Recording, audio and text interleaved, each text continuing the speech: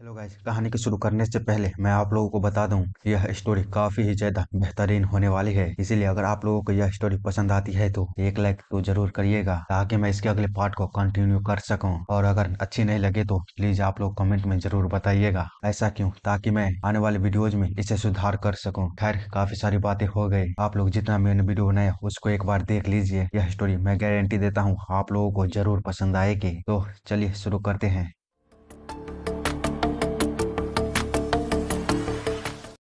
तो कहानी की शुरुआत में हम देखते हैं कोई बोल रहा होता है, दुनिया का सबसे अधिक पावरफुल मार्शल आर्टिस्ट पैचन क्लैन का लीडर डोको यांग द स्काई डिस्ट्रॉयर, उसके जैसा कोई भी नहीं। उसने अपने फॉलोवर के साथ मिलकर पूरी दुनिया में डर लाया था, लेकिन फिर भी डोको यांग एक दिन अनजान कारण से गायब हो गया। उसकी सेनाएं और फॉलोवर्स अपने लीडर के ना होने के कारण कुछ ही समय में अलग हो गए। समय बीतता गया, यही सब जानते हैं, लेकिन यह सब झूठ है। उन्होंने मुझे धोखा दिया था। हैवी ग्योंग मार्क्सा हानसा, उन्होंने जो मेरे लिए अपनी जान देने की कसम खाई थी, उन्होंने ही एक साथ मिलकर साजिश की और मुझे मारने की कोशिश की। पर वे कभी नहीं जान पाएंगे कि मैं डोको यांग अभी भी जिंदा हूँ। बस मेरे वापस आने का इंतजार करो हरामियों। इतना बोलते हुए वो जैसे ही अपने स्वर पर हाथ रखता है तो जो डिसेबल उसकी बातों से बोर होते हुए सो गया होता है, वो अचानक ही अपनी नींद से जागते हुए कहता है, और आप चाहते हैं पुराने हिसाब को पूरा करने के लिए उन सभी को मरना होगा, और आपका बदला मैं पूरा करूंगा क्योंकि मैं आपका सक्सेसर हूँ। जिसको सुन वह ओल्ड मैन उसकी ओर देखते हुए कहता है, आखिरकार तुम्हें कैसे पता चला कि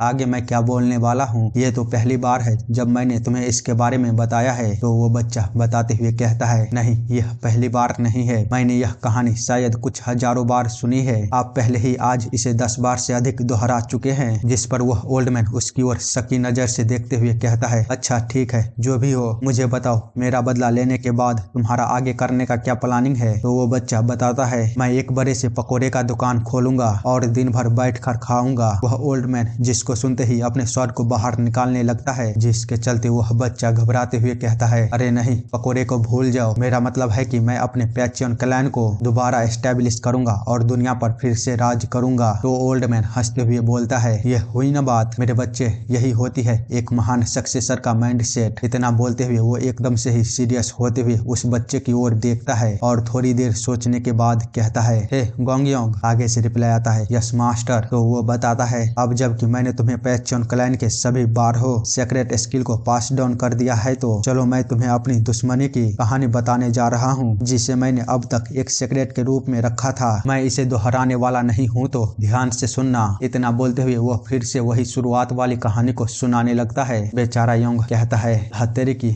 ऐसा क्यों हो रहा है? भगवान हेल्प मी, मदद करो। इसी के साथ सीन शिफ्ट होता है काफी समय बाद, जहाँ पर अब वह ओल्ड मैन मर गया होता है और यंग उसके तुरंत बाद ही अपने मास्टर की इच्छा को पूरा करने के लिए सेंट्रल डिस्ट्रिक्ट की ओर चल दिया होता है। साथ ही वह काफी गुस्से में कह रहा होता है, हैबी ग्योंग मार्क्सा हानसा, मैं गोंग यांग यह सुनिश्चित करूंगा कि मैं तुम्हें मारकर अपने मास्टर के बदले को पूरा करूं और उनके डीप समंदर के जैसे गुस्से को शांत करूं। वो ये सब किसी ढाबे पर बैठा बोल रहा होता है। उसकी बातों को सुन एक छोटी लड़की उसे खाने को देते हुए कहती है, आखिर तुम किसको मारने की बात कर रहे हो? तो वो चौंकते हुए कहता है, क्या इसको मारूंगा मैं? तुम क्या बात कर रही हो? जिस पर वह लड़की कहती है, जिन वॉरियरों के बारे में तुम बोल रहे थे, हैबी ग्योंग मार्क्सा हानसा, वे पैचियन क्लैन के 4 देव हैं, सही कहा ना? पर वे तो काफी समय पहले ही मर चुके हैं। डोकोयान के लापता होते ही उन्होंने क्लैन पर कब्जा करने की कोशिश की और एक दूसरे के खिलाफ लड़कर आपस में ही मर गए, जिसके चलते पैचियन क्लैन का खात्मा हो गया। यह सब मेरे जन्म से पहले हुआ था, लेकिन यह कहानी इतनी पॉपुलर है कि हर मार्शल आर्टिस्ट इसके बारे में जानता है। पर तुम्हारे जैसे को कैसे ही पता होगा जो ना जाने कौन सी गुफा में ट्रेनिंग कर रहा था। योंग को उसकी बातों को सुन काफी ही बड़ा झटका लगता है। वो कहता है, क्या वे पहले ही मर चुके हैं? अब मेरे बदले का क्या होगा? अरे नहीं,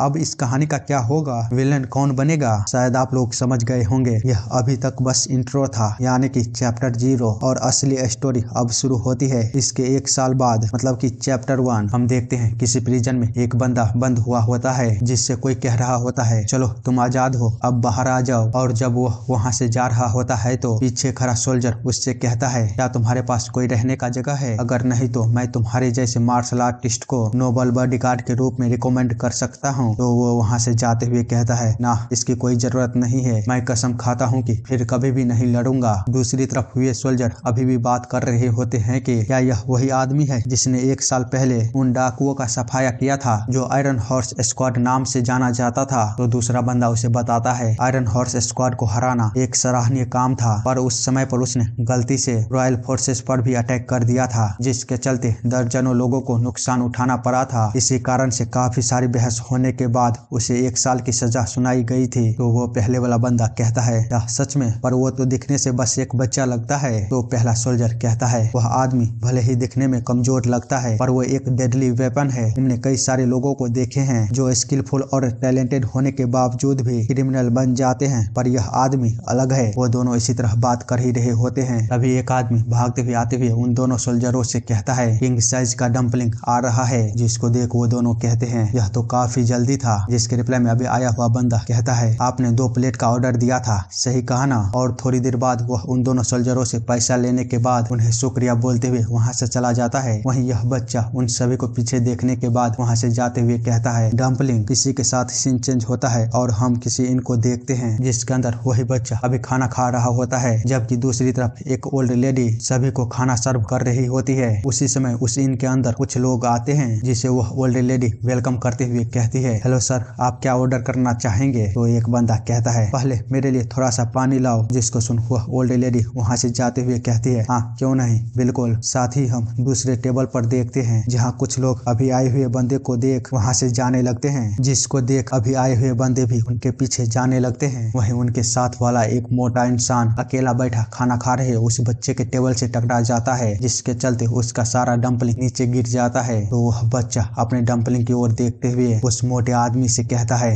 मोटे, तुमने मेरा डम्पलिंग गिरा दिया। उसकी बातों को सुन उस मोटे इंसान के साथ साथ उसके दोनों साथी उस बच्चे की ओर देखते हुए कहता है छोटे कीड़े, तुमने अभी अभी क्या बोला? इतना बोलते हुए वह अपने स्वॉर्ड को बाहर निकालने लगता है, पर वह मोटा आदमी उसे रोकते हुए कहता है चलो छोड़ो भी, जल्दी से उसके मुंह पर कुछ पैसे फेंक दो। तो वह दोनों उस बच्चे की ओर देखने के बाद उसकी ओर कुछ पैसों को फेंकते हुए वहां से जाते हुए कहता है बेवकूफ, खुद को लकी समझो और हमारा एहसान मानो जो हम तुम्हें ऐसे ही छोड़ रहे हैं। जबकि वह बच्चा अभी भी बिना कुछ बोले शांत होता है। दूसरी तरफ हम देखते हैं उसी ओल्ड लेडी को जो कि अभी गए हुए बंदों की टेबल की ओर देख रही होती है और कहती है अरे वे लोग कहाँ चले गए? उतने में ही वह ऑर्डर भी तैयार हो जाता है जो उसने उन लोगों से लिया था। उन्होंने तो अपने ऑर्डर का पैसा भी दे दिया था, पर वे लोग कहाँ चले गए? उसी समय हम गेट से योंग को आते हुए देखते हैं जो कि अंदर आते ही कहता है चलो मैं वापस आ गया। जिसको देख वह ओल्ड लेडी कहती है तुम बिल्कुल सही समय पर आए हो, चलो तुम काफी तेज हो, ये लो और जल्दी से उन लोगों के पास खाने को पहुंचा दो, उन्होंने ऑलरेडी इसके लिए पे कर दिया है। तो योंग उस खाने को लेते हुए कहता है हाँ क्यों नहीं, मैं अभी जाता हूँ और तुरंत वापस आता हूँ। वहीं हम पीछे बैठा उस बच्चे को देखते हैं, वह अभी भी बिना कुछ बोले अपने खाने को खत्म कर ही लिया होता है। इसी के साथ सीन शिफ्ट होता है और हम एक जंगल को देखते हैं जहाँ पर पहले वाले दोनों ग्रुप आमने सामने होते हैं और मोटा इंसान कह रहा होता है यह बहुत बुरा होता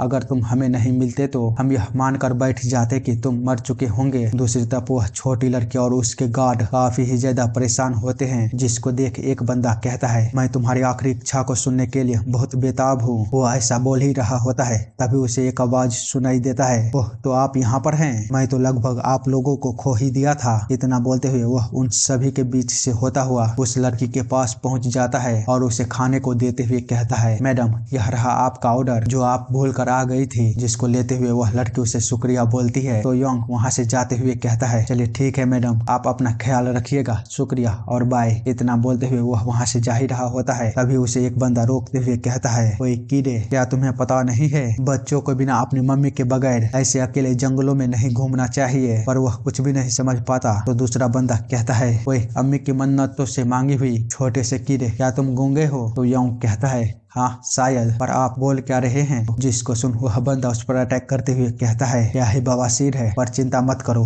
आज तुम्हें इससे मुक्ति मिल जाएगी। हम देखते हैं वह आगे कुछ कर पाता उससे पहले ही योंग के नाक पर एक सिक्का काफी जोरदार तरीके से हिट करता है, जो देख वहाँ पर खड़े सारे बंदे हैरान हो जाते हैं। हम देखते हैं वहाँ पर वही बच्चा आ गया होता है और अपने गलत निशाने को देखते हुए कहता है अरे यार ये क्या हो गया, मैंने तो उस दूसरे आदमी के स्वाद वाले हाथों पर निशाना लगाया था, मुझे माफ करना बच्चे, पर तुम्हें जल्द ही पता चल जाएगा कि मैं तुम्हें यहाँ पर बचाने के लिए आया हूँ। उस आवाज को सुन मोटे के साथ साथ उसके साथी भी अपने पीछे देखने लगते हैं, जहाँ वह बच्चा अपने ऊपर फेंके गए सभी सिक्कों को हवा में उछालते हुए कह रहा होता है मैंने पहले गिराए गए अपने डंपलिंग के लिए बदला नहीं लिया है, चलो अब तैयार हो जाओ। इसी के साथ वो सारे सिक्के को उन सभी की ओर फेंकना शुरू कर देता है, लेकिन वे बंदे बड़े ही आसानी से उन सिक्कों को रोककर अलग अलग डायरेक्शन में रिफ्लेक्ट कर देता है, जिसको वो बच्चा बस देखे जा रहा होता है। जबकि दूसरी तरफ वे बंदे कह रहे होते हैं तुम छोटे हरामी कहीं के, क्या तुम खुद को यहाँ पर मारना चाहते हो, क्या तुम यहाँ पर खुद को मारने की कोशिश कर रहे हो? साथ ही वह मोटा इंसान आगे बढ़ते हुए कहता है कीड़े कहीं के, तुम अपने उम्र के हिसाब से थोड़े से स्ट्रांग लगते हो, इसलिए अब समय बर्बाद करने का कोई फायदा नहीं है, मैं खुद तुम्हारा खात्मा करूंगा। तो वो बच्चा भी उसकी ओर आते हुए कहता है अरे यार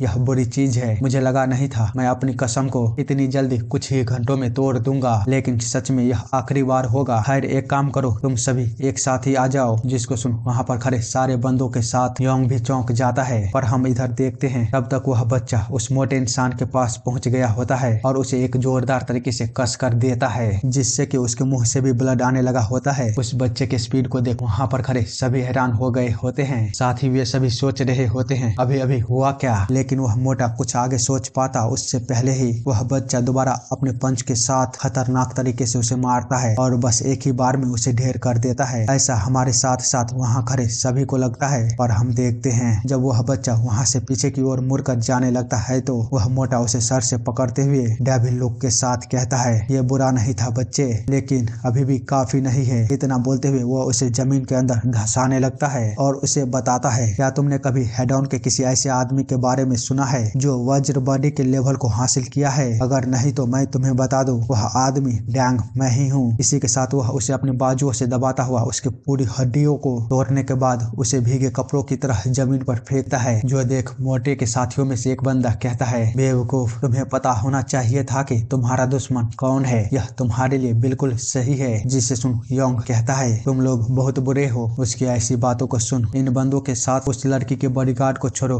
वह मोटा भी उसकी ओर गौर से देखने लगता है। वहीं योंग अभी भी बिना रुके कह रहा होता है यदि तुम पहले से जानते थे कि तुम उससे अधिक स्ट्रांग हो तो तुम बात कर सकते थे, क्योंकि तुमको वाकई में किसी कमजोर आदमी को इस तरह तोड़ना जरूरी नहीं था। जरा खुद को तो देखो, इस तरह तुम हंस रहे हो। जिसके बाद वह अपने पीछे उस लड़की से कहता है एक्सक्यूज मी, क्या आपको कोई दिक्कत तो नहीं होगी यदि मैं आपके साथियों को एक सबक सिखाता हूँ तो? जिसके रिप्लाई में उसके बॉडीगार्ड कहते हैं क्या बात कर रहे हो तुम, वे हमारे साथी नहीं है। जबकि विलेन लोग उसकी बातों को सुन उसे टोकते हुए कहता है ओए मोटे बच्चे, क्या तुमने कोई नशा किया हुआ है? इससे आगे वो कुछ बोल पाता तभी उन दोनों पर ही योंग एक साथ ही बिना किसी को दिखाई अटैक कर देता है, जिसके चलते उन दोनों के ही पूरी दुनिया हिल गई होती है। वह अटैक इतनी स्पीड में हुआ होता है कि कोई भी ऐसा नहीं होता है जो उसे देख पाता। टकला कहता है आखिरकार उस मोटे बच्चे ने अभी अभी किया क्या? पर योंग तो अभी भी अपने स्वैग में होता है। वह अपनी नाक से निकल रहे ब्लड को साफ करते हुए पीछे बॉडीगार्ड से कहता है क्या सच में वे तुम्हारे साथी नहीं है? तो वह बंदा घबराते हुए कहता है बिल्कुल हम साथ नहीं है। जिस पर योंग कहता है ओह ऐसा लगता है कि मुझे कुछ गलतफहमी हो गई थी, शायद ऐसा इसलिए क्योंकि तुम लोग मजे कर रहे थे। तो वो बॉडीगार्ड कहता है क्या सच में तुम्हें ऐसा लगा था? दूसरी तरफ टकला अपने आदमियों को ऑर्डर देता हुआ कह रहा था उसे मार डालो,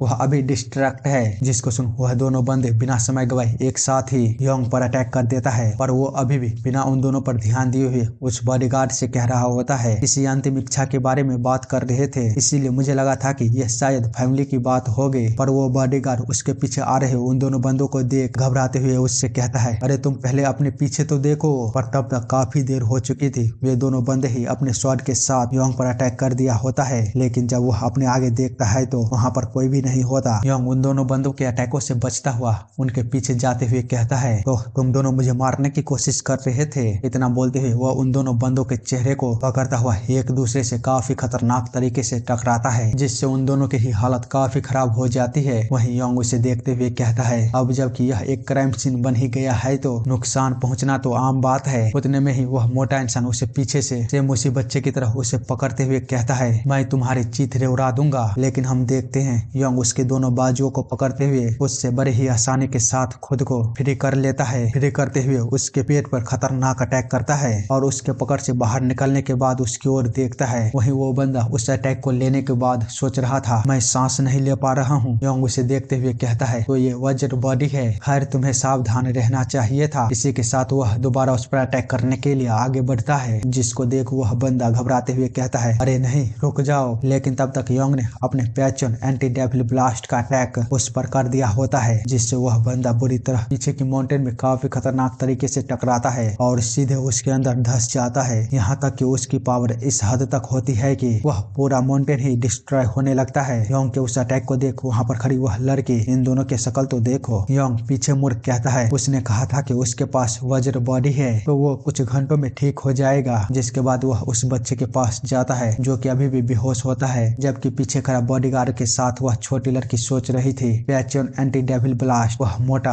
वह किल कैसे पैचन क्लैन के लीडर का स्किल यूज कर सकता है, आखिरकार वह है कौन। वहीं योंग अभी भी उस बच्चे को उठाने की कोशिश कर रहा होता है और फिर उसके बॉडी को चेक करने के बाद कहता है, यह सीरियस नहीं है, बस उसके कुछ हड्डियां टूटी है। चलो ठीक है, तुम दोबारा अपनी ताकत को बस 10 मिनट के अंदर ही हासिल कर लोगे। जिसके बाद वह पीछे खड़ा उन बंदों से कहता है, श्रीमान क्या आप तो वे लोग कहते हैं, हाँ बोलिए। योंग बताता है, यदि आप कभी भी दोबारा इनमें आते हैं तो प्लीज इसे सीक्रेट रखिएगा। वो दोनों जिसे सुन एकदम से ही खामोश हो जाते हैं, लेकिन थोड़ी ही देर बाद कहते हैं, आप चिंता मत कीजिए, हम इस राज को अपनी कब्र तक ले जाएंगे। जिसको सुन योंग उन्हें शुक्रिया बोलते हुए वहाँ से जाने लगता है तो वह लड़की उसे रोकते हुए कहती है, अगर आप बुरा नहीं मानेंगे तो क्या मैं आपका नाम जान सकती हूँ। जिससे सुन योंग बताता है, क्या बुरा मानना, अरे नहीं नहीं ऐसी कोई बात नहीं है, मेरा नाम। इससे आगे वो कुछ भी नहीं बताता और वहाँ से सीधे पतली गली को पकड़ते हुए भाग जाता है। उसकी ऐसी हरकत को देख भाई साहब शक्ल तो देखो लड़की की, अरे यार क्या ही बाबा सिर है। खैर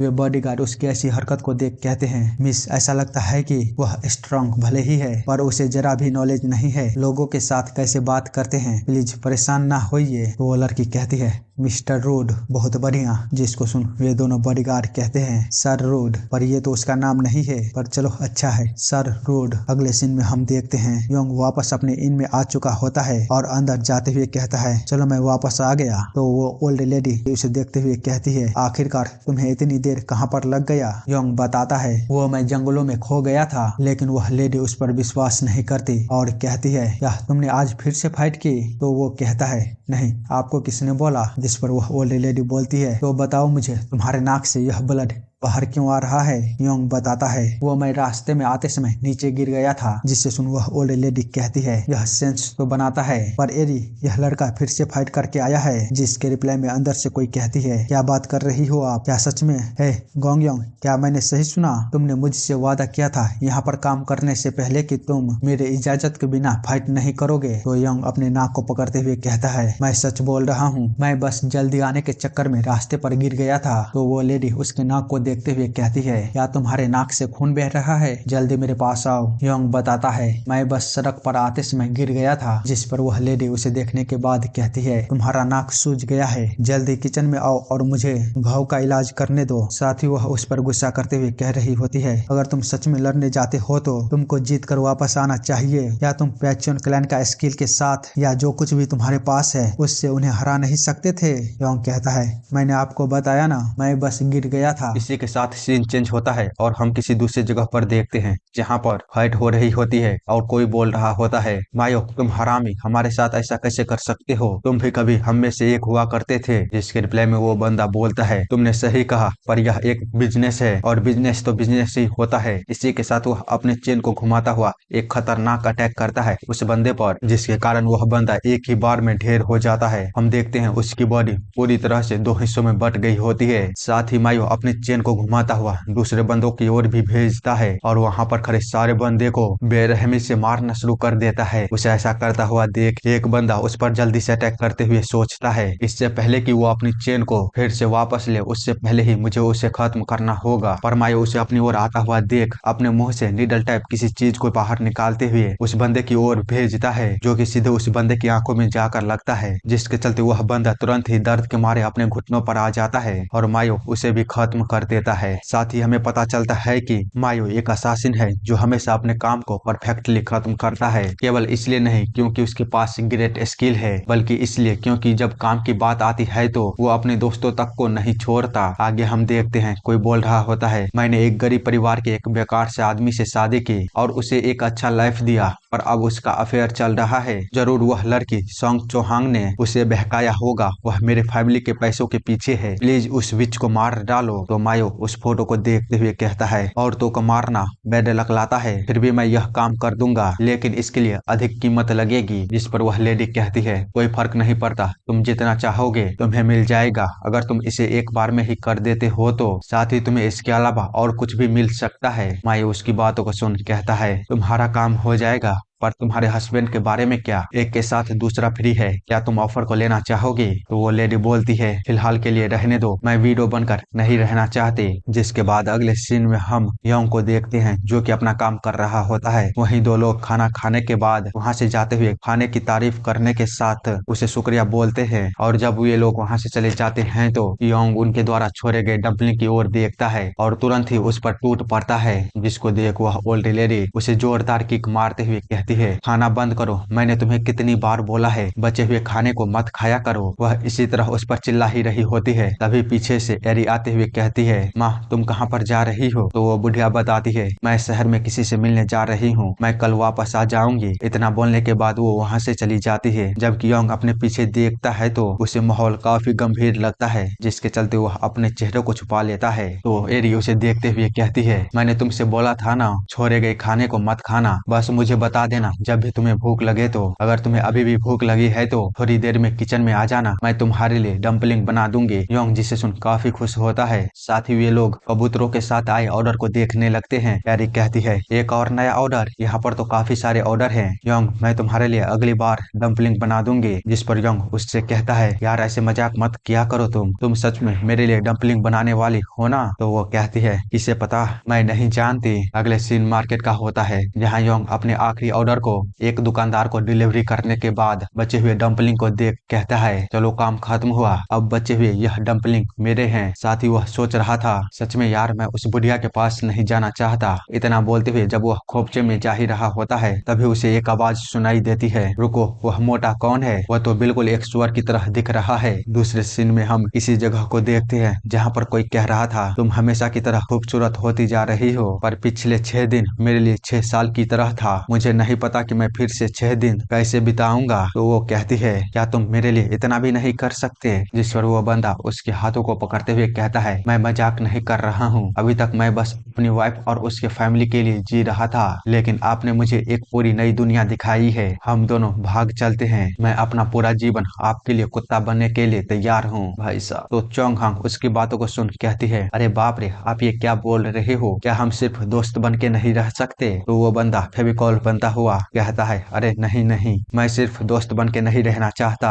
वही दूसरी तरफ बैठा असासिन मायो को हम देखते हैं, जो उस चुतिया की बातों को सुन सोचता है, बेंचुद यहाँ पर चल क्या रहा है? मैं अब और नहीं सुन सकता, मैं उसे अभी मारना चाहता हूँ, लेकिन मैं एक औरत के खिलाफ अपने चेन का इस्तेमाल नहीं करना चाहता। इसी के साथ वह थोड़ी देर सोचने के बाद उस लेडी को देखते हुए अपने मुंह से निडल को फेंकने ही वाला होता है, तभी उसके मुंह से कोई उसके निडल को बाहर निकाल लेता है, जो कि कोई और नहीं योंग होता है। वह सभी निडल को बाहर निकालने के बाद उससे कहता है, मुझे पता था मैं तुम्हारे अंदर से बाहर निकल रहे मर्डरस स्पिरिट को सेंस कर सकता हूँ, तुम जरूर एक असासिन हो। उसी समय चोहांग बोलती है, मिस्टर योंग। तो योंग पीछे मुड़ कहता है, बस 1 मिनट बिग सिस्टर। मोयो योंग को इस तरह डिस्ट्रैक्ट देख झट से खुद को उससे दूर करता है। साथ ही वह सोच रहा था, धत्तेरी की उस मोटे के साथ क्या गलत है, ये कैसे हो सकता है, वह मेरे इतने पास आ गया और मैंने नोटिस भी नहीं किया। वही योंग धीरे से चोहांग से कहता है, मुझे लगता है कि बिग सिस्टर वह आपके पीछे पड़ा है, क्या आप यहाँ से भागना चाहती है या फिर आप चाहती है कि मैं उसे पीटूं? हम देखते हैं उसके मुंह से ब्लड आना शुरू हो गया होता है, शायद उसने जहर खा लिया होगा क्योंकि निडल तो योंग ने रोक दिया था। योंग आगे कहता है, अरे यार मैं तो फिर से भूल गया। उसी समय मायो उस पर अपने चेन से अटैक करना शुरू कर देता है, जिससे कि योंग बड़ी ही आसानी से बच जाता है, पर इसके कारण पूरे जगह पर तहलका मच गया होता है। कोई भी वहाँ पर समझ नहीं पा रहा होता है कि यहाँ पर चल क्या रहा है। वहीं मायो उसे इस तरह बचता हुआ देख कहता है, यह मोटा आखिरकार डिफ्लेक्ट कर सकता है 1000 सोल चेन को, जो चट्टानों को भी टुकड़े कर देता है। जबकि योंग कह रहा था, मेरी बॉडी फिर से खुद ही रिएक्ट कर रही है। इतना बोलते हुए वह अपने पीछे देखता है तो उस लेडी की हालत काफी खराब होती है। उसको इस तरह देख थोड़ी देर के लिए योंग भी सोच में पड़ जाता है। वहीं मायो अभी भी उस पर लगातार अपने चेन के साथ अटैक किए जा रहा होता है, जिसको देख योंग अपने पास कोई रास्ता न देख योंग जिसको देख उसके चेन को पकड़ता हुआ जोरदार तरीके से उसे अपनी ओर खींचता है, जिसके कारण वह मायो भी उसी के साथ हवा में उड़ने लगता है। वहीं योंग कहता है, तुम्हारे कारण आज फिर से मुझे डांट को सुनना पड़ेगा। इतना बोलते हुए वो उसे सीधे जमीन के अंदर गाड़ देता है। थोड़ी देर बाद उसे एहसास होता है कि मैंने कुछ ज्यादा ही ताकत लगा दिया, क्योंकि वह इन पूरी तरह तबाह हो गया होता है और टुकड़ों में बंटकर पानी में बह गया होता है। इसी तरह लोग वहाँ से बचते हुए बाहर निकलने के साथ कह रहे होते हैं, अरे यार यह कितना ठंडा था, जल्दी बाहर निकलो। दूसरी तरफ चौहांग बोल रही होती है, माफ करिएगा पर बेहतर होगा कि अब हमें चलना चाहिए। तो वो बंदा कहता है, हाँ पर तुम हो कौन? चौहांग जिसको सुन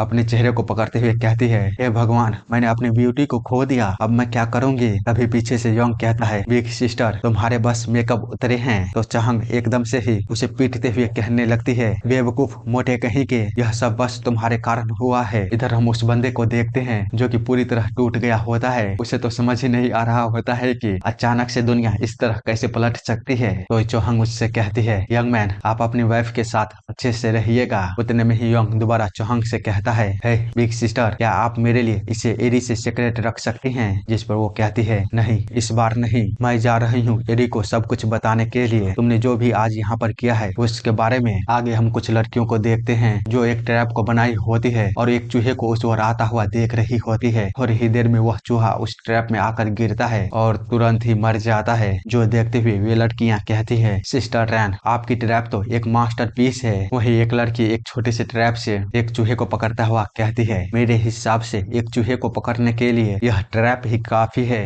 इतना बोलते हुए जब वो रैन की ओर देखते हैं तो वे लोग काफी ही डर जाते हैं, क्योंकि रैन उसे देखते हुए उसे पीटने का ऑर्डर दे देती है, जबकि बेचारी पीछे मार खाता हुआ कह रही थी, मुझे माफ कर दीजिए बिग सिस्टर। साथ ही हमें पता चलता है विकेट फिल्म स्क्वाड का हेड रैन उसे डिजाइनर के रूप में भी लोग जानते हैं, पर वो एक आर्टिस्ट के रूप में जाना जाना चाहती है, ना कि एक असासिन की तरह। आगे हम देखते हैं कोई बोल रहा होता है, thunder aka the brutal sword, जिससे कि तुम्हें हमें बचाना है। उसे गोल्डन ड्रैगन पिलर भी कहते हैं, पर वह किसी जोक से कम नहीं है। हमने कई सारे जाने माने असैसिन को हायर किया पर कोई भी इस काम को पूरा नहीं कर पाया। मैं यहाँ पर इसलिए आई हूँ क्योंकि मैंने सुना था कि विकेट फिल्म स्क्वाड फेल होते काम को भी पूरा कर देती है। तो रैन कहती है, हाँ आपने सही सुना है, हम अपने टारगेट को एक दुर्घटना के रूप में खत्म करते हैं, इसीलिए आपको कभी भी बदला लेने की टेंशन नहीं लेनी पड़ेगी, फिर चाहे हम इसमें लगातार फेल ही क्यों न हो जाते हैं तो भी। जिस पर वह पर्सन कहती है, ठीक है मैं तुम पर भरोसा करती हूँ। इतना बोलने के बाद वह जाने लगती है तो रैन उसे रोकते हुए कहती है, आप चिंता मत कीजिए, आपका काम हो जाएगा, पर जाने से पहले क्या आप लहसुन का शराब पीना चाहेंगे? तो वह कहती है, नहीं रहने दो शुक्रिया, मुझे काफी दूर जाना है।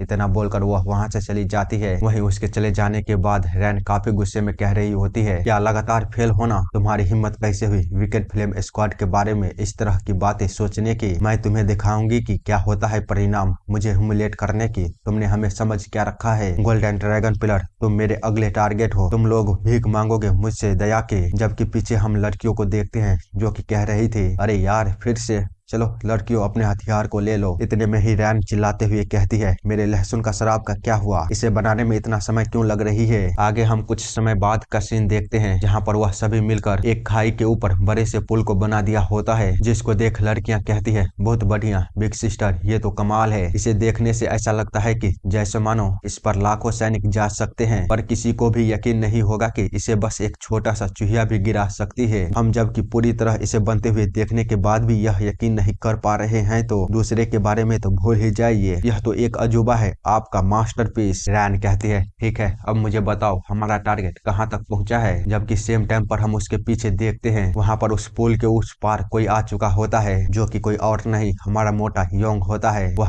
काफी स्पीड में उस पुल को पार करते हुए वहाँ से चला जाता है। वहीं वे लड़कियां अभी भी बात करते हुए कह रही होती है वे लगभग यहाँ पर 10 मिनट में पहुँच जाएंगे। इतना बोलते हुए उन सभी का ध्यान पीछे उड़ रहे धूल पर पड़ती है, जिसे देख वे कहते हैं ये क्या था, क्या यहाँ से कोई अभी अभी गुजरा है। जिसके रिप्लाई में कोई दूसरा कहती है मुझे नहीं पता, यह बहुत जल्दी था, क्या कोई वह इंसान था या फिर कोई सुअर। तो रैन कहती है क्या एक सुअर। जिस पर दूसरी कोई लड़की कहती है क्या वह पुल के उस पार से आया था, लगता तो शायद यही है, पर ऐसा कैसे हो सकता है, यह पुल अभी तक गिरा क्यों नहीं। उसकी बातों को सुन रैन जब उस पुल पर अपने पैरों को रखती है तो वह तुरंत ही पूरी तरह तबाह हो जाती है, साथ ही उसे भी अपने साथ नीचे ले जाने लगती है, जिसे देख सभी लड़कियां घबरा जाती है। वहीं दूसरी तरफ हम देखते हैं जिसका इंतजार होता है वह पर्सन भी वहां पर पहुंच गया होता है और उन सभी को ही उस पार से देख रहा होता है, जबकि अभी भी सभी लड़कियां इससे अनजान कह रही होती है ये तो अच्छी बात है कि हमने सेफ्टी का ध्यान रखा था। वह बंदा उन सभी को देखने के बाद स्वैग में शराब पीने के बाद अपने पीछे देखता है और वहां से वापस चला जाता है। अगले सीन में हम योंग को देखते हैं जो कि अपने ऑर्डर को डिलीवरी कर दिया होता है। ओल्ड मॉन्क उसे लेकर पैसा देते हुए कहता है वाह क्या बात है, ये डम्पलिंग तो पूरी तरह सब्जियों से भरा हुआ है। योंग कहता है हाँ बेशक, यह बस आपके लिए है चीफ मॉन्क। उतने में ही उस मॉन्क को कोई आवाज लगाता हुआ बोलता है प्लीज मुझे माफ कर दीजिए चीफ मॉन्क और दरवाजे को खोलिए,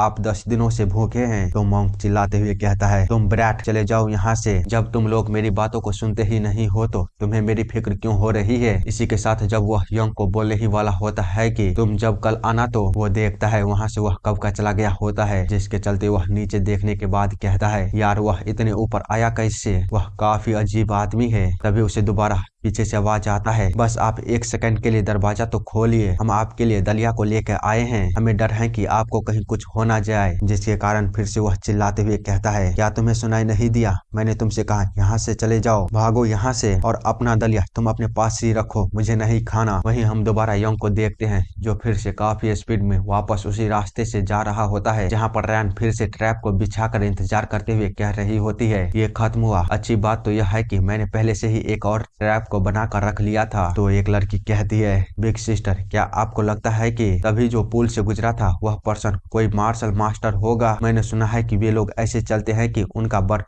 पर भी कोई निशान नहीं बनता। रैन जिसको सुन कहती है तुम बेवकूफ, मैंने तुमसे कई बार बोला है वे लोग बस दिखावा करते हैं, ऐसा नहीं किया जा सकता, क्या तुम्हें समझ नहीं आ रही है। साथ ही वे लोग फिर से उसे पीट रहे होते हैं। उसी समय हम देखते हैं योंग काफी स्पीड में वहां पर पहुंच गया होता है और उन सभी पर बिना ध्यान दिए आगे निकल जाता है। तभी रैन का ध्यान उस पर जाता है तो वह उससे चिल्लाते हुए कहती है ओए रुक जाओ। तो योंग वहीं पर रुकते हुए कहता है क्या आप मुझे बोल रही हैं। तो वो कहती है हाँ जल्दी यहाँ पर आओ। योंग झट से भागते हुए उसके पास आने के बाद कहता है जी बताइए। तभी रैन का ध्यान एक पत्थर के छोटे से टुकड़े पर जाती है जो कि योंग के कारण ट्रैप के ऊपर चला गया होता है। तो वो घबराते हुए कहती है नहीं ये नहीं हो सकता, पर तब तक वह ट्रैप काफी खतरनाक तरीके से एक्टिव हो गया होता है, जिसको देख योंग कहता है वाह क्या बात है, यह तो काफी खतरनाक था। जिस पर रैन उस पर चिल्लाते हुए कहती है बेवकूफ, क्या तुमने देखा यही होता तुम्हारे साथ, तुम्हें तो उन ब्लडों के बीच आकर मर ही जाना चाहिए था। साथ ही वह उसके शर्ट को पकड़कर खींच रही होती है, जिस पर योंग कहता है माफ करिएगा मुझे पता नहीं था, पर ये था क्या। तो रैन काफी गुस्से में उस पर चिल्लाते हुए कहती है मोटे सुअर तुम हो कौन, पहले भी तुमने ब्रूटल शॉट को पकड़ने वाले मेरे एक ट्रैप को तोड़ दिया था, तुम जानते भी हो इसे बनाने में कितना खर्च होता है। जिसे सुन योंग कहता है नहीं मैं तो बस यहाँ से जा रहा था। उतने में ही लड़कियां चिल्लाते हुए कहती है सिस्टर पीछे देखो। जिसको सुन जब वह पीछे देखती है तो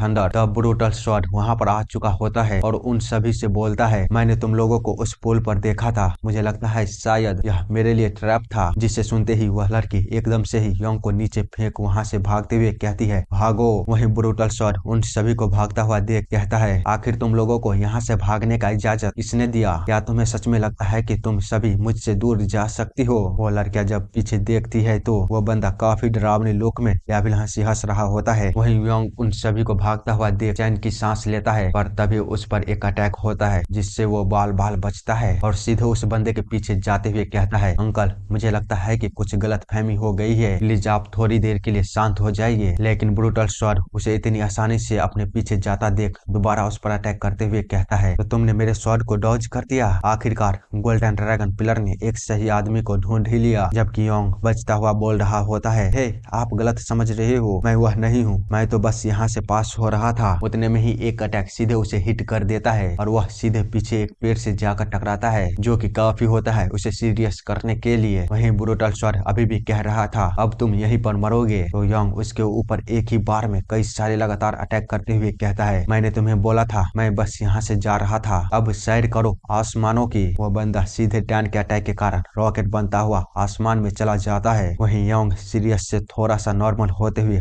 अपने आसपास देखने के बाद कहता है, अरे यार बच गया, चलो कोई भी नहीं देखा। वो लड़कियां उसे देखते हुए कह रही थी, नहीं हमने तुम्हें देखा है। साथ ही वह रैन से कह रही होती है, देखा सिस्टर, मैंने आपको बोला था ना, वहाँ से जरूर कोई मार्शल मास्टर गुजरा था। तो रैन उन लड़कियों से कहती है, लड़कियों अब मुझे क्या करना चाहिए। जिसके बाद सीन शिफ्ट होता है और हम इनको देखते हैं जहाँ पर एरी बस योंग को देखे जा रही थी, क्योंकि वह काफी तेजी से डम्पलिंग को खाई जा रहा था। जबकि दूसरी तरफ रैन उन दोनों को एक साथ देख रही थी। जबकि उसके पीछे से लड़कियां सोच रही थी, धत्तेरी की उसकी तो पहले से ही एक गर्लफ्रेंड है, बेचारी सिस्टर, अब क्या होगा उनका। उधर रैन काफी गुस्से में कह रही होती है, तुम मोटे सुअर मेरे साथ फ्लर्ट करते हो और अब तुम दूसरे के साथ अफेयर चला रहे हो, तुम्हें तो भूखा ही मर जाना चाहिए। तुम बस अब इंतजार करो, मैं तुम्हारे लिए एक ऐसी स्पेशल डिजाइन बनाऊंगी कि जिससे कि भूत भी डर जाए। जो सुन वहाँ से लड़कियां जाते हुए कहती है, बहनों चलो चलते हैं और कुछ खाते हैं, उनका तो रोज का है। आगे कोई बोल रहा होता है, रॉक पेपर सीजर, अगर मैं उस दिन जीत जाता तो मेरे भाई को मेरे फादर के कर्ज के लिए ले गया होता और तब क्या मेरी किस्मत अलग होती।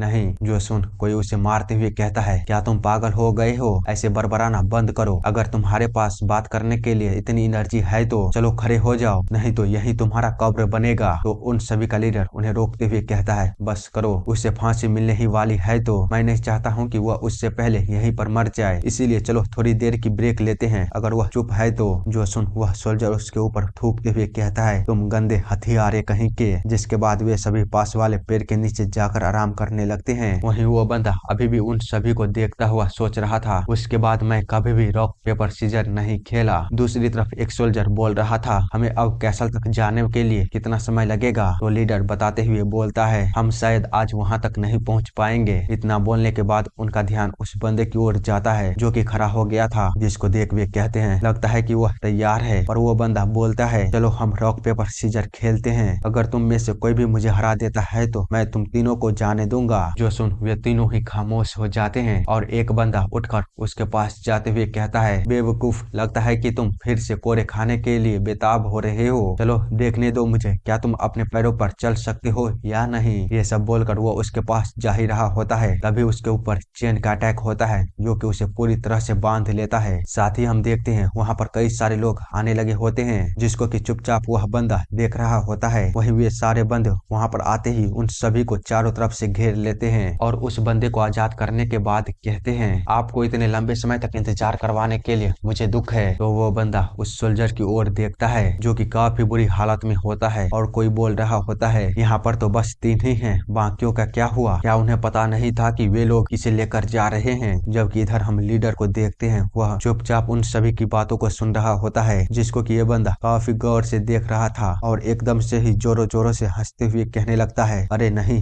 अब मैं तुम तीनों को नहीं बचा सकता, लेकिन चलो मैं तुम्हें एक मौका देता हूँ, क्या तुम मेरे साथ रॉक पेपर सीजर खेलोगे। अगर तुम मुझे हरा देते हो तो मैं तुम्हें जाने दूंगा। जो सुन वो लीडर काफी हैरान होता है, पर वो बंदा उसके और भी पास आते हुए कहता है, क्या तुम तैयार हो, मैं मजाक नहीं कर रहा हूँ। इसी के साथ हम कुछ देर के बाद देखते हैं उन तीनों को माउंटेन से नीचे फेंक दिया गया होता है। इसका मतलब रिजल्ट साफ था, वे लोग हार चुके होंगे। खैर हमें बताया जाता है व्हाइट स्कल स्क्वाड यह एक ऐसी असैसिनों का स्क्वाड है जो पीड़ितों के बीच क्रूरता और निर्दयता के लिए फेमस है। एक बार अफवाह आई थी कि स्क्वाड के हेड वांग को एक छोटे से शहर में गिरफ्तार कर लिया गया है, पर उसे कासल में ले जाते समय 3 सोल्जर अचानक ही गायब हो गए और उसके बाद उनका कोई भी पता नहीं चला। आगे हम देखते हैं जंगलों के बीच एक छोटे से कुटिया में वांग अपने पलटनों के साथ बैठा बोल रहा होता है, उन्होंने मुझे इतना शराब पिला दिया था कि मैं वहीं पर बेहोश हो गया और जब मैं जागा तो मैं खुद को बंधा हुआ पाया। जो सुन कोई कहता है आप बड़े खतरे में पड़ सकते थे, प्लीज अगली बार हम में से कुछ लोगों को अपने साथ रखिएगा। साथ ही हम देखते हैं उसके पीछे ऐसा लगता है कि कुछ लोगों को अभी अभी मारा गया होता है। वांग कहता है नहीं, इसकी अगली बार कोई जरूरत नहीं पड़ेगी। तो एक पर्सन उसके पीछे से आते हुए कहता है लेकिन तुम अब वो आदमी नहीं रहे जो तुम पहले हुआ करते थे। क्या तुमको नहीं लगता तुम यमराज के दूत होने के बावजूद भी नशे में होने पर गिरफ्तार कैसे हो सकते हो? और यार मैं एक चीज को काफी नोटिस कर रहा हूँ, इस स्टोरी का राइटर लगता है कि काफी इंस्पायर है इंडिया से, क्योंकि यहाँ पर काफी सारी ऐसी चीजें हैं जो हिंदू गॉड से रिसेंबल करती है, जैसे कि देवराज इंद्र का वज्रा बॉडी, यमराज का दूध। सही कहा ना? पर चलो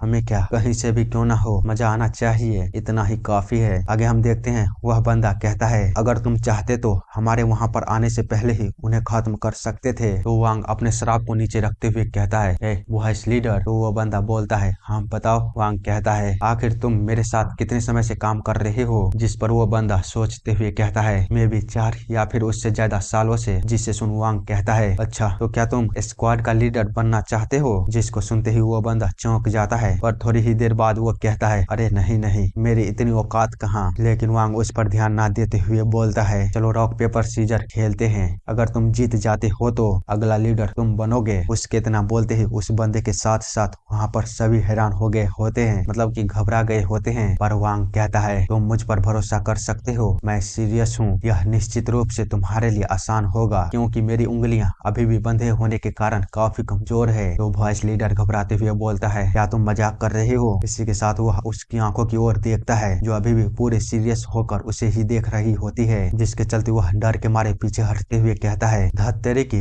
इसी के साथ जब वह अपनी स्वॉर्ड को बाहर निकालने के लिए तैयार होता है तो उसके पास कोई भी स्वॉर्ड नहीं रहता है। उसके स्वॉर्ड को वांग अपने हाथों में पकड़ा हुआ कह रहा था तुम्हारी स्वॉर्ड इतनी भी बुरी नहीं है। वॉइस लीडर अपने स्वॉर्ड को वांग के हाथों में देख कुछ सोच पाता हम देखते हैं। तब तक उसके बॉडी के कई टुकड़े हो गए होते हैं। उसके आखिरी शब्द होते हैं तुमने ये कब किया? उसे इस तरह मरता हुआ देख सभी बैंडिट्स की हालत काफी खराब हो जाती है। वहीं वांग उसके स्वॉर्ड को नीचे रखने के बाद फिर से अपने शराब को पीते हुए उन सभी की ओर देखते हुए कहता है क्या तुम लोग किसी लड़के को ढूंढ रहे हो? जिसके रिप्लाई में वे सभी एक साथ कहते हैं हाँ, वो येलो ड्रैगन माउंटेन के पास रहता है और ऐसा दिखा रहा है कि वो किसी नोबल फैमिली का डिसेंडेंट है। तो वांग कहता है क्या नोबल फैमिली का डिसेंडेंट यमराज के दूतों से सोने को चुरा कर वो मजे कर रहा है? चलो मुझे अब और शराब नहीं पीनी है, क्या तुम लोग मेरे साथ रॉक पेपर सीजर खेलोगे? तुम में से जो जीतेगा मैं उसे अगला वॉइस लीडर बना दूंगा। आगे हम देखते हैं दो बंदे को रॉक पेपर सीजर को खेलते हुए और एक बंदा जीत जाता है तो वो वहां से जाते हुए कहता है वह कभी भी मुझे हरा नहीं सकता। वहीं हम योंग को देखते हैं जो कि अपने डिलीवरी को देने के लिए जाते हुए कहता है मैं जल्दी ही वापस आ जाऊंगा। तो पीछे खड़ी येरी कहती है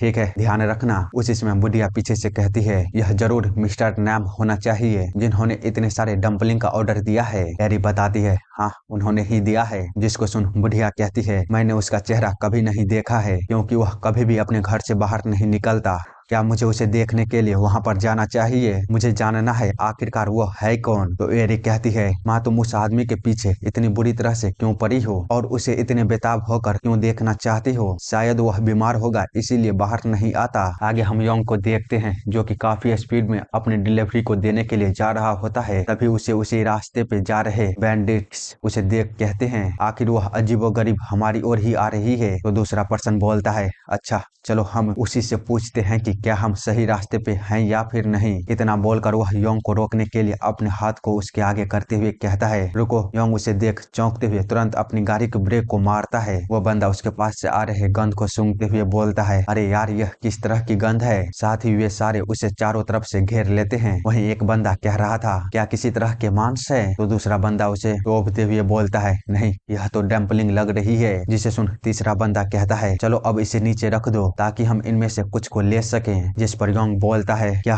अरे नहीं नहीं ये आपके लिए नहीं है, प्लीज मुझे माफ करिएगा। जिसको सुन वो बंदा कहता है तुमने अभी अभी क्या बोला? क्या तुम्हारा दिमाग तो ठीक है? तुमको क्या लगता है हम लोग कौन है? वहीं उन सभी की बातों को सुनने के बाद वांग अपने क्रीपी स्माइल के साथ बोलता है ओए छोटे से आदमी तुम्हारी हिम्मत मुझे पसंद आई। एक डिलीवरी मास्टर के रूप में तुम्हारे पास इतनी हिम्मत तो होनी ही चाहिए, लेकिन हमारे पास कुछ भी नहीं है और हम भूखे हैं तो ऐसा क्यों नहीं करते। इस फैसले को लेने के लिए हम रॉक पेपर सीजर सीजर खेलते हैं। तो योंग कहता है क्या रॉक पेपर सीजर? ठीक है, पर अगर मैं जीत जाता हूँ तो क्या मैं यहाँ से जा सकता हूँ? वांग बताता है हाँ बेशक तुम जा सकते हो, लेकिन अगर मैं जीत गया तो तुम अपने डम्पलिंग के साथ साथ अपना एक हाथ भी खो दोगे। जिसे सुन योंग कहता है अच्छा ठीक है चलो खेलते हैं, 1 2 3 अभी। इसी के साथ वांग हार जाता है और योंग वहाँ से फिर से भागते हुए उन सभी से कहता है चलो दोस्तों मुझे देर हो रही है तो बाय, फिर मिलते हैं। उसे इस तरह जाता देख सारे बैंडिट्स हैरान होते हैं, साथ ही वांग को देख डर भी गए होते हैं। वहीं वांग थोड़ी देर शॉक में रहने के बाद उन सभी से बोलता है जल्दी उसे पकड़ो। आगे हम थोड़ी देर बाद का सीन देखते हैं जहाँ पर वांग बोल रहा था तुमने उसे खो दिया, तुम दोनों सबसे तेज हो व्हाइट स्कल स्क्वाड में, फिर भी। तो वे बंदे बताते हुए कहते हैं ऐसा इसलिए क्योंकि यहाँ पर इस जंगल के अंदर कई सारे छोटे मोटे रास्ते हैं। जिसे सुन वांग बोलता है क्या तुम लोग मुझसे मजाक कर रहे हो? अरे नहीं, ये तो नहीं हो सकता। खैर मैं समझ सकता हूँ क्योंकि हम यहाँ पर पहली बार आए हैं तो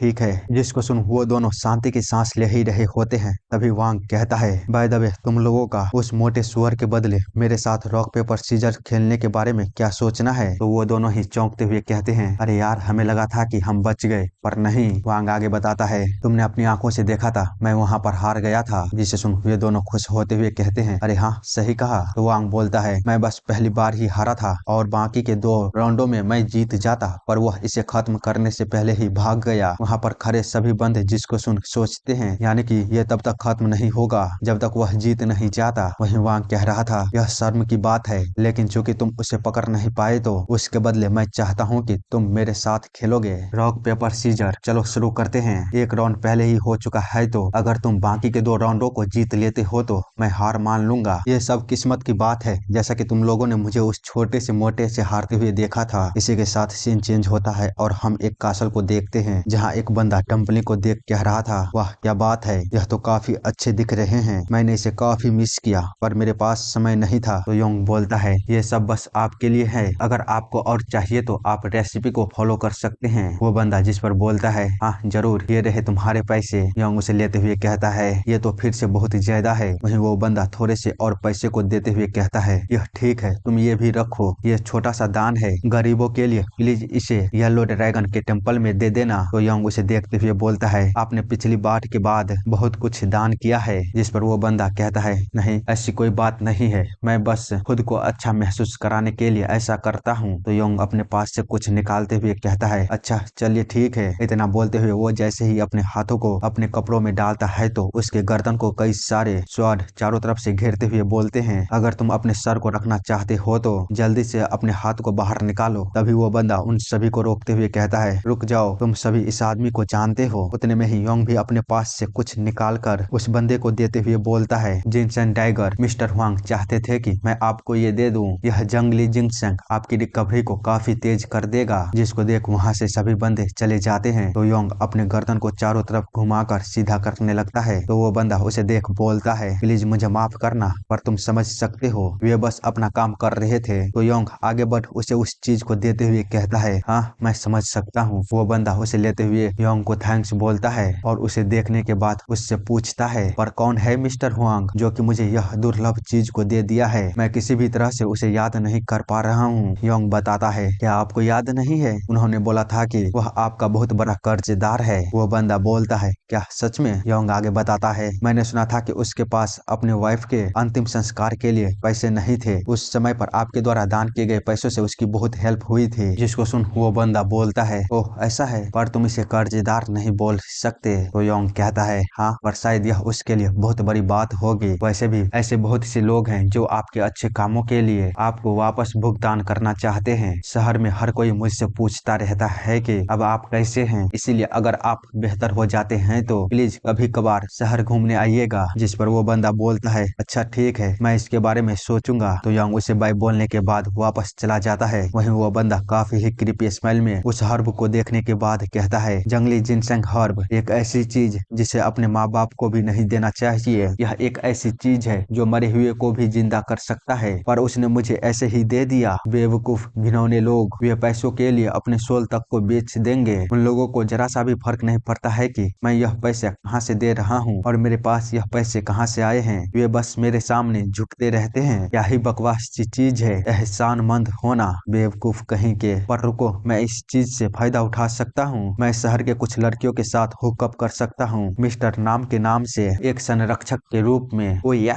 ये तो बिल्कुल सही है। मैं इतने दिनों से एक ही कमरे में बैठा बैठा बोर हो गया हूँ। मुझे पहाड़ से नीचे जाना चाहिए बिना किसी की नजर में आए। मुझे कल सूर्योदय से पहले ही यहाँ से निकलना चाहिए। इसी के साथ हम दोबारा योंग को देखते हैं जो कि वापस आ गया होता है। बुढ़िया उसे देखते हुए कहती है, आखिरकार तुम्हें इतना देर कहाँ पर लग गया? मुझे तुम्हारे जाने के बाद ही एक ऑर्डर मिल गया था। मैं सेंड्रा ब्रिज के नीचे छोटे से झोपड़ी में रहने वाले बच्चों के लिए कुछ बना दिया है, इसलिए उन्हें दे आओ। योंग बताता है, मैं वापस आते समय येलो ड्रैगन टेम्पल में थोड़ी देर रुक गया था। जिसे सुन बुढ़िया कहती है, मुझे बताओ वह ओल्ड मॉन्क फिर से कितनी जल्दी उपवास रखने वाला है? हमारे डम्पलिंग तरस रहे हैं उसके पास जाने के लिए। तो योंग बताता है, उन्होंने कहा है कि वह जल्द ही हमसे कांटेक्ट करेंगे। तो बुढ़िया कहती है, बेवकूफ मॉन्क कहीं के, अगर वह हमारा सबसे बड़ा ग्राहक नहीं होता तो मैं उसके सीक्रेट के बारे में सबको बता देती। दूसरी तरफ योंग डिलीवरी की लिस्ट को पढ़ते हुए कहता है, हैरी गाय, मिस्टर चो, जोंडो कंस्ट्रक्शन साइट, मैजोंग लाइनन शॉप और डॉक्टर जंग का घर। चलिए ठीक है, मैं जल्दी उन्हें देकर वापस आता हूँ। इसी के साथ सीन चेंज होता है। आगे हम वांग को देखते हैं जो अभी भी रॉक पेपर सीजर को खेलते हुए सोच रहा था। तर्जनी उंगली और बीच की उंगली को फैलाओ, फलना चिल्ला डिश डैट। मैं कितना भी सोच लूं यह सीजर ही होना चाहिए। उतने में ही उसे पीछे से कोई आवाज लगाते हुए बोलता है, मास्टर हमने पूरी जगह को साफ कर दिया है। जिसको सुन जब वह पीछे देखता है तो हमें पता चलता है पूरी जगह तबाह हुई होती है। ऐसा कोई नहीं होता जो जिंदा बचा हो। हर कोई खून में लिपटा हुआ जमीन पर पड़ा होता है सिवाय एक बंदे के। वांग उसको देख काफी ही ज्यादा सीरियस होता है। उसी समय उसके पीछे दो लोग आते हुए बताते हैं, हमें सोने का बक्सा मिल चुका है लेकिन आधा खाली है। शायद उसने इसका यूज मेंशन और इन बेकार से गार्डों पर किया होगा।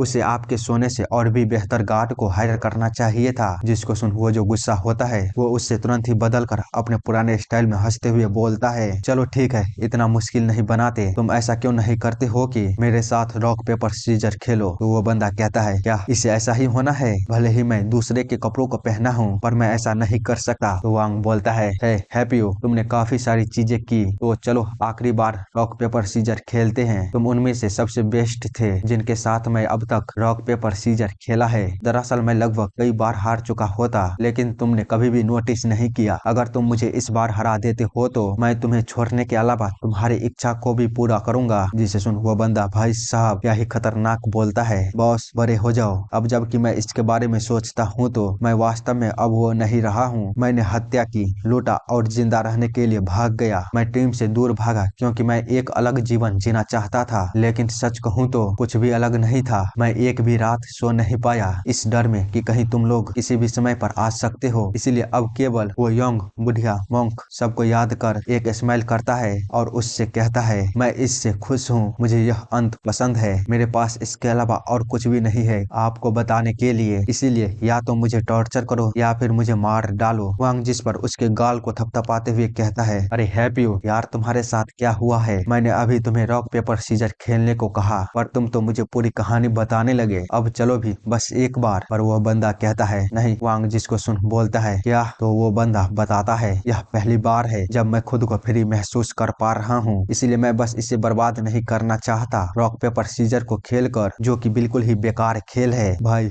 जिसे सुनते ही वांग पागल होते हुए उस पर चिल्लाते हुए बोलता है, बात करना बंद करो और मुट्ठी बनाओ हरामखोर। इसी के साथ वह उसके सर को पकड़ते हुए उसके सीधे चीथड़े उड़ा देता है। इसी के साथ सीन चेंज होता है और हम योंग को देखते हैं जो कि कुछ बच्चों के साथ होता है, जहां पर वह बस अपने हाथों से ही अखरोट को तोड़कर उन्हें दे रहा होता है। जिसको देख वे लोग कहते हैं, क्या बात है मोटे ब्रदर, मैं तो उसे पत्थर से भी नहीं तोड़ पा रहा था, प्लीज इसे आप मुझे दे दीजिए। वहीं योंग मोटे शब्द को सुन अपने मुट्ठी को बंद करते हुए उन सभी से कहता है, नहीं मैं तुम्हें नहीं देने वाला। तुम लोगों को क्या लगता है मैं कौन हूँ? तो ये घबराते हुए कहते हैं, मोटा ब्रदर। जिसको सुन योंग बोलता है, कौन हूँ मैं? तो उन्हीं के बीच से एक छोटी सी लड़की कहती है, हैंडसम ब्रदर। जिसको सुन योंग खुश होते हुए उन्हें वो अखरोट दे देता है, जिसको लेते ही ये लोग आपस में लड़ने लगते हैं। वहीं योंग दोबारा अखरोट को लेकर उन लोगों को बुलाते हुए कहता है, वही छोटे कीड़े कहीं के, बताओ मैं कौन हूँ? तो एक बच्चा बोलता है, बड़े साइज का ब्रदर, क्या ख्याल है? जिसके चलते वो दोबारा गुस्सा होते हुए कहता है, चलो थोड़ा सा और कोशिश करो। जिसको सुन वह तीनों सोच में पड़ जाते हैं। साथ ही एक बच्चे को देखते हैं जो उसके हाथ से अखरोट को छीनते हुए उससे कहता है, ठीक है मैं तुम्हें गोल मटोल भाई बोल रहा हूँ लेकिन अब और नहीं। तो यंग अपने पास से और 3 अखरोट को निकाल कर उन सभी को देते हुए बोलता है, चलो आखिर में ये काम तो किया। छोटे बच्चे बच्चे, अगर तुम अच्छे से बात करोगे तो तुम अच्छे से बड़े होंगे, याद रखना। तभी उन सभी की माँ वहाँ पर आते हुए कहती है, मैंने तुम्हारे फादर के लिए कुछ बचा कर रख दिया है, तो तुम लोग ये ले सकते हो। और फिर उन सभी को डम्पलिंग दे देने के बाद वो यंग के पास आते हुए उससे कहती है, आप हमेशा फ्री में डम्पलिंग को दे जाते हैं। तो यंग बताता है, आप चिंता मत कीजिए, वे बच्चे ही तो हैं। इतना बोलकर वो जाने लगता है तो वो पीछे से उसे रोकते हुए कहती है, अगर आपके दुकान में ज्यादा लोग आएंगे तो प्लीज मुझे बता दीजिएगा, मैं खाना बनाने में हेल्प कर दूंगी। यंग बोलता है, ठीक है, मैं आपको बता दूंगा। इसी के साथ वो वहाँ से चला जाता है। आगे हम वापस इनको देखते हैं, जहाँ पर जब यंग वापस आता है तो वो काफी सारे सोल्जरों को वहाँ पर देखता है, जिसके चलते वो हैरान होते हुए बोलता है, आखिर यहाँ पर चल क्या रहा है। इतना बोलने के बाद जब वो अंदर जाता है तो बुढ़िया बोलती है, ये लो वो आ गया। क्या तुम जानते हो क्या हुआ है? मिस्टर नैम के घर पर हमला हुआ था, उसे और उसके सभी गार्ड को मार दिया गया है, साथ ही उन्होंने उनके पूरे घर को भी आग लगा दिया है। यंग जो सुन बोलता है, ये कब हुआ? उन्होंने बताया कि यह काफी खतरनाक डाकू का काम है, जिसे व्हाइट स्कल स्क्वाड कहा जाता है। उसे लोगों की जिंदगियों से खेलना पसंद है। उसे यमराज का दूत भी कहा जाता है। वह हमेशा किसी को मारने से पहले रॉक पेपर सीजर खेलता है। अगर वह जीत जाता है तो वह उन्हें मार देता है, पर वो अगर हार जाता है तो उन्हें जाने देता है। मुझे नहीं पता वह अपनी बात को कितनी हद तक रखता है, लेकिन जो भी उसके साथ अब तक खेला है वह कभी भी नहीं जिंदा बचा है। मैं जानती हूँ कि बैंडिट्स को परवाह नहीं कि वह किस पर हमला करते हैं, लेकिन उन्होंने मिस्टर नैम पर क्यों अटैक किया होगा। यंग उस फोटो को देखने के बाद सोचता है, ये तो वही आदमी है। इसी के साथ अगला सीन शाम का होता है, जहाँ पर बुढ़िया बोल रही थी, आखिर वह अभी कहाँ पर चला गया है दुकान को बंद करने के समय पर। तो येरी बताती है, उसने बोला था कि वो येलो ड्रैगन टेम्पल में कुछ छोड़ कर आ गया है। वहीं हम यंग को देखते हैं, जो एक पेड़ के ऊपर से मिस्टर नैम के मैंशन को देखे जा रहा था, जहाँ पर कुछ सोल्जर जगह की जांच कर रहे होते हैं और जले हुए इंसानों को उस जगह से दूर कर रहे होते हैं, जिसमें कि मिस्टर नैम के भी लाश होती है। यंग का भी ध्यान उस टूटे हुए पैरों वाले लाश पर जाती है और फिर वह उसे देखने के बाद काफी स्पीड में माउंटेन की ओर जाने लगता है। हम देखते हैं उसकी स्पीड इतनी तेज होती है कि वो एक ही झटके में जंगल को चीरता हुआ सभी पहाड़ों के ऊपर सबसे बड़े वाले पर पहुंच जाता है और उस पर खड़ा होकर वहां से चारों तरफ देखने लगता है। तभी उसे बीच जंगलों में एक छोटी सी झोपड़ी दिखाई देती है, जिसके अंदर आग जल रही होती है और कुछ लोग पहरा दे रहे होते हैं, जिसको देख वह दोबारा छलांग मारते हुए तुरंत ही उस ओर की तरफ जाने लगता है। आगे हम देखते हैं वो उस झोपड़ी के ऊपर आकर पहरा दे रहे सोल्जरों से कहता है, मेरा मतलब कि डाकुओं से कहता है, तुम लोग व्हाइट स्कल स्क्वाड से हो, सही कहा ना? जो सुन वे लोग पीछे मुड़ते हुए कहता है, कौन है? हम देखते हैं पीछे खड़ा यंग होता है, जो बड़ी ही प्यारी स्माइल के साथ उन लोगों से बोलता है, अरे क्या तुम लोगों ने मुझे पहचाना? मैं तुम्हारे बॉस से यहाँ मिलने आया हूँ, क्या वो अंदर है? सेम टाइम पर हम अंदर का नजारा देखते हैं, जहाँ पर वांग शराब पी रहा होता है। तभी उसे दरवाजे पर कोई दस्तक देता है, जो देख उसका भी ध्यान उस ओर जाता है। वहाँ पर यंग आ चुका था, जिसके चलते उसके साथ साथ सभी बैंडिट्स हैरान हो गए होते हैं। वो सभी यंग को देखते हुए बोलते हैं, यह तो वही आदमी है, पर वो यहाँ पर कर क्या रहा है? हमें लगता था कि वो हमसे दूर भाग गया है, लेकिन वो तो यहाँ पर है। पर आखिरकार बाहर खड़े गार्ड का क्या हुआ? वो लोग कर क्या रहे हैं? तो वांग कहता है, मूर्खो चुप हो जाओ, वह सिर्फ डंपलिंग डिलीवरी करने वाला लड़का है, जिससे हम पहले मिले थे, इसलिए बकवास करना बंद करो और मेरे रास्ते से हट जाओ। दूसरी तरफ यंग बोल रहा था, हाँ सही कहा, आप पहले मुझसे मिल चुके हैं। उसकी बातों को सुन कुछ बंदे बोलते हैं, यार उसने मुझे डरा दिया था। तो आगे वांग कहता है, मैंने कहा मेरे रास्ते से हट जाओ, जिसे सुन वे सभी उसके पीछे जाकर खड़े हो जाते हैं। वहीं वांग उसे देखने के बाद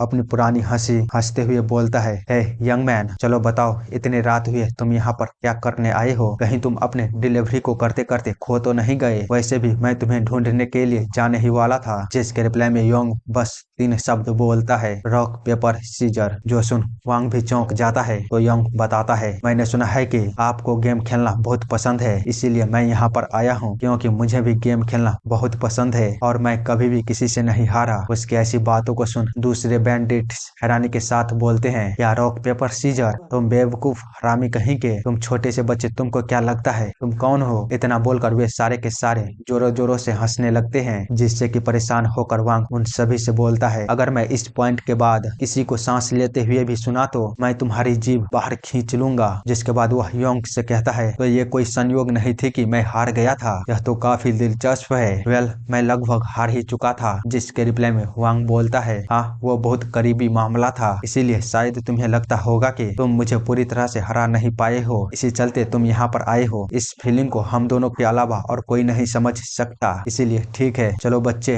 हम 3 बार सबसे बेस्ट खेलेंगे, जिसमें कि सुबह वाला भी 2 शामिल होंगे, जिसमें कि मुझे 2 राउंड जीतना पड़ेगा, वहीं तुम्हें बस एक। तो यंग कहता है ठीक है मैं समझ गया, लेकिन अगर मैं जीतता हूँ तो तुम खुद को गिरफ्तार करवा लोगे, पर अगर तुम जीतते हो तो मैं तुम्हें खुद से लड़ने दूंगा, क्या ख्याल है तुम्हारा? वो मैं ऐसा इसलिए बोला क्योंकि मेरे पास तुम्हें देने के लिए बहुत कुछ नहीं है, मैंने केवल कुछ मार्शल आर्ट स्किल्स सीखी है, इसीलिए पहला हिट मैं तुम्हें दूंगा। जिसको सुन वहाँ के सभी बैंडिट्स कहते हैं तुम हरामी कहीं के। इतना बोलते हुए उन्हें याद आता है कि अरे यार हमें तो चुप रहने के लिए बोला गया था। वहीं वांग उसकी शर्तों को सुनने के बाद उसकी पैरों की ओर देखते हुए सोचता है उसने जरा सा भी आवाज नहीं किया, न ही अब और न ही तब। उसने जो मार्शल आर्ट सीखी है वह काफी अच्छी तरह से सीखा है। इसी के साथ वह हंसते हुए बोलता है ठीक है मुझे तुम्हारी शर्तें मंजूर है, मैं भी मरे हुए मछली के बजाय जिंदा मछली को खाना ज्यादा पसंद करूंगा। तो बच्चे क्या तुम तैयार हो? जिस पर यांग बोलता है हाँ मैं तैयार हूँ। वहीं वांग अभी भी सोच रहा था तुम मोटे बच्चे, मुझे पता है तुमने दिन में कौन से ट्रिक का यूज किया था, लेकिन इस बार नहीं। चलो शुरू करते हैं। आगे वो कुछ कर पाता उससे पहले ही योंग अपने दोनों उंगलियों को आगे करते हुए सीजर को चुन लेता है, जिसको देख वह काफी हैरान हो जाता है। साथ ही दूसरे बैंडिट्स भी इंतजार कर रहे होते हैं अब आगे क्या होने वाला है। उधर वांग उसे देखने के बाद काफी गुस्से में बोलता है वही छोटे कमीने, क्या तुम मेरे साथ मजाक कर रहे हो? जिस पर योंग बोलता है नहीं अब तुम चुनो, क्या चुनोगे तुम? वांग जिसको सुन उसकी आंखों की ओर देखता है तो वह पूरी तरह सीरियस होता है, जबकि दूसरी तरफ बैंडिट सोच रहे होते हैं वो क्या रहा है यहाँ पर, बॉस क्या करने वाले हैं हम देखते हैं। योंग ने खुद यमराज का रूप ले लिया होता है, जिसे देख वांग बिल्कुल ही सुन पड़ जाता है, जबकि वांग उसे देखता हुआ डेविल के पप्पा के रूप में हंस रहा होता है। ऐसा लग रहा था मानो कि खुद यमराज उसके सामने आकर उसे रॉक पेपर सीजर को खेलने के लिए बोल रहा हो, जिसके चलते उसकी हालत काफी खराब हो चुकी होती है। उसे समझ नहीं आ रहा होता है कि अब वो क्या करे, इसीलिए वह डर के मारे घबराते हुए धीरे से अपने हाथ को आगे करते हुए पेपर को चुनते हुए खुद ही हार मान लेता है बिना किसी दिक्कत के, जिसे देख सभी बैंडिट्स हैरान हो गए होते हैं। योंग भी उसे इस तरह देख चौंक जाता है और कहता है अरे यार मैं तो जीत गया, क्या यह इतना आसान था? ठीक है तो फिर वादा तो वादा होता है, याद रखना मैंने जो बोला था, फिलहाल के लिए मैं यहाँ से जा रहा हूँ। इतना बोलकर वो वहाँ से जाने लगता है। वहीं पीछे खड़ा बैंडिट्स बोल रहे होते हैं क्या हम उसे ऐसे ही जाने देंगे, क्या हम कुछ भी नहीं करने वाले? इतना बोलकर वो सभी उसके पीछे जाने लगता है, जबकि वांग उन सभी को उसके पीछे जाते देख उन्हें रोकने की कोशिश तो करता है पर उसके मुंह से आवाज तक नहीं निकलती। वहीं वे सारे बैंडिट्स बोल रहे होते हैं तुम रुक जाओ, तुम्हारी हिम्मत कैसे हुई इस तरह यहाँ से जाने की? पर थोड़ी ही देर बाद हम एक जोरदार रोशनी को चमकते हुए देखते हैं उस रूम के बाहर से, जो पूरी तरह वांग को घेर लेता है, जिसके चलते वांग को हम देखते हैं वह इस हद तक डर गया होता है कि उसकी हिम्मत नहीं होती एक भी कदम आगे बढ़ाकर उस रूम के बाहर देखने की। पर तभी उसे दरवाजे के पीछे कोई दिखता है तो वह किसी तरह से दरवाजे के पास जाकर जैसे ही उसे पूरी तरह खोलता है तो एक बड़ा सा सिर उसका इंतजार कर रहा होता है, जो कि आधा येलो होता है तो आधा रेड, और वो बस उसे घूरे जा रहा होता है। इसी के साथ चैप्टर खत्म होती है। अब आप लोग जा सकते हैं, आगे 2-3 मिनट तक बस म्यूजिक है। अगर आप लोग सुनना चाहते हैं तो रुकिए, वरना मेरे पुराने वीडियो को जाकर एंजॉय कीजिए, हो सकता है आप लोगों को वो भी पसंद आए। Take care and bye bye. मिलते हैं फ्यूचर में इसी तरह के अमेजिंग स्टोरीज के साथ।